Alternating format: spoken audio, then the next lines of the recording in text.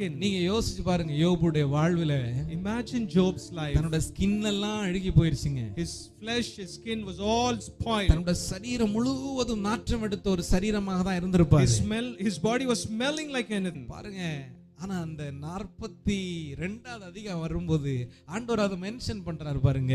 அவன் தன் பிள்ளைகளையும் பிள்ளைகளுடைய பிள்ளைகளையும் பார்த்து பூரண வயதுள்ளவனாய் மரித்தான். But in chapter 42 we see that he died full of age. உங்க சரீரத்துல சில நேரங்க உங்க சரீரத்தை பார்க்கும்போது நம்ம 50 தாண்டுவோமா 40 தாண்டுவோமான்னு எண்ணம் வரும். When we look at our health, we'll see, do we really cross 40 or 50 or whatever?